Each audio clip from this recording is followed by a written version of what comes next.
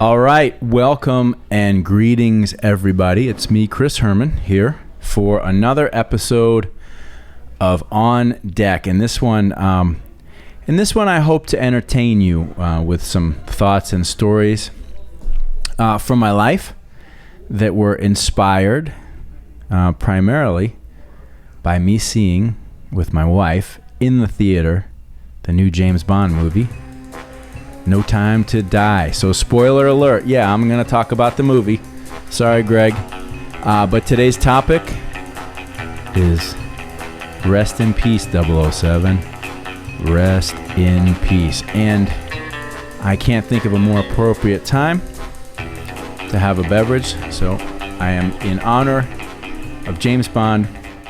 Going to have a little sip here of my version of a martini, which is a Belvedere martini, extra dry, shaken up with 2 olives. That's the way I like it. Now, this is not really this is actually a coffee stirrer, so I'm sorry for that horrendous faux pas in the look of my beverage, but I assure you that's a good martini. And so it goes without saying, before I continue, if you have a moment, please subscribe to the Herman Agency YouTube channel. Ring the bell so you can get new content notifications and enjoy this content that we are working so hard to put out. And like I said, today, rest in peace, 007. This is not so much informational, but I do hope to share some stories that are meaningful to me. And,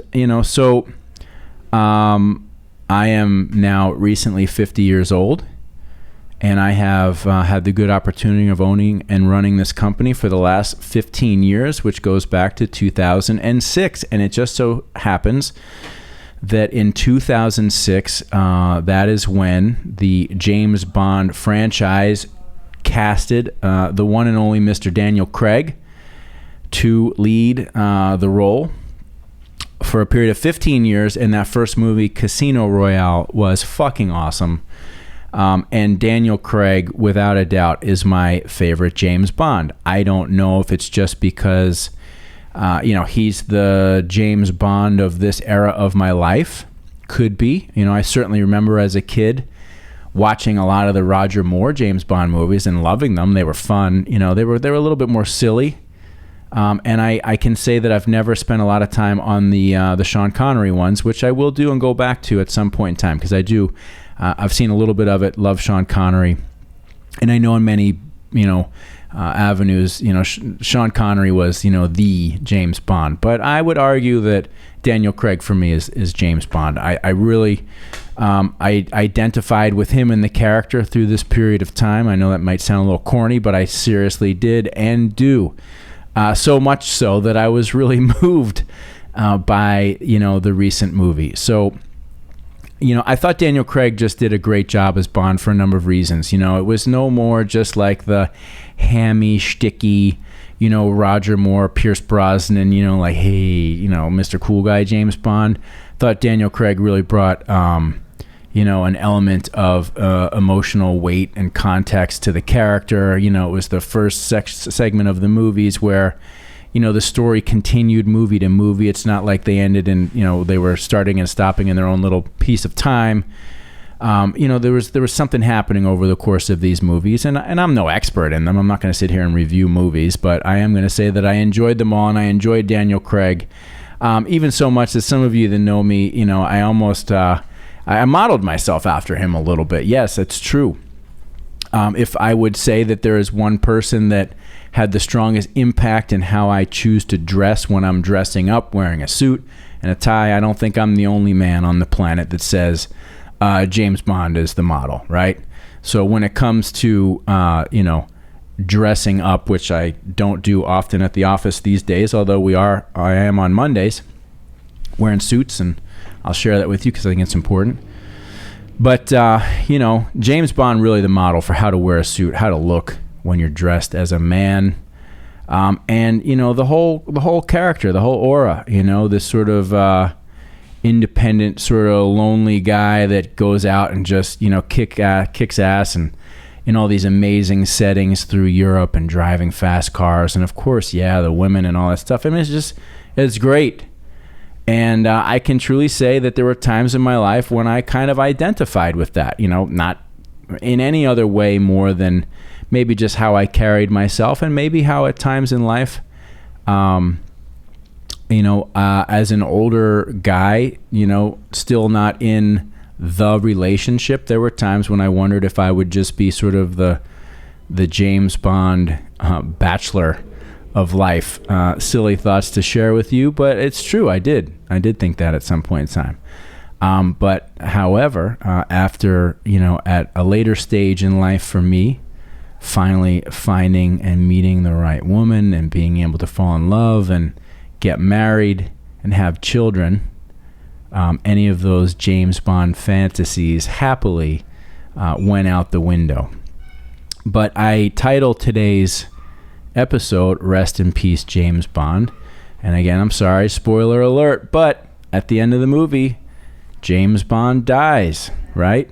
I think it's the first time that's ever happened. So, James, to you.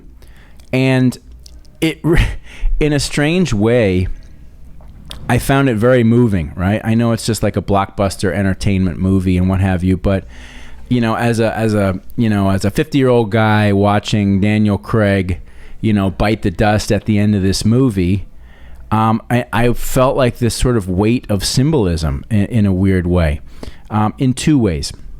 The first way that I felt this weight of symbolism was just the fact that in the movie, Daniel Craig, James Bond, finds out, he's in love, and he truly realizes that he's in love with a woman, and he finds out that he's the father of a beautiful 4 or 5-year-old little girl. And he's just at the time in his life and his career where he's really ready to be that guy. Like, he's ready to be a husband, he's ready to be a father, and it happens, and then it's happening for him in the movie, and all he has to do is kill the villain and escape, and all will be happily ever after. But no, they couldn't let that happen, and I understand why they couldn't let that happen. And so as it turns out, James Bond becomes inflicted with a disease that he can only transfer to his wife and daughter, thus making it impossible for him to ever see them or be around them anymore. And quickly comes to the realization that he's gonna have to bite the big one, and he's not gonna be able to live that life with his wife, or not his wife, but his lover and his beautiful daughter. And man, I mean, that hit me really, really hard. And I know, again, that sounds crazy, right? But it did, because I'm 50 and I have my beautiful, lovely wife who I love and adore. And we have our 2 young children, 3 and 1 year old. And in a weird way, because I've identified so much with James Bond at certain times over my life, watching him in this scenario where he finally captured potentially this slice of happiness in his life and not being able to see it through, for some reason hit me really hard. I mean, I imagined myself having, what I've been able to finally experience in my life. I imagined that not being there anymore, and it was it was heavy, right? And it's just funny. It's funny the way art and movies or music or things in life affect and impact us. And this movie really hit me in a hard way. It made me realize how much I value my wife and my children and my family. What's the most important thing to me in the whole world is them and what we share.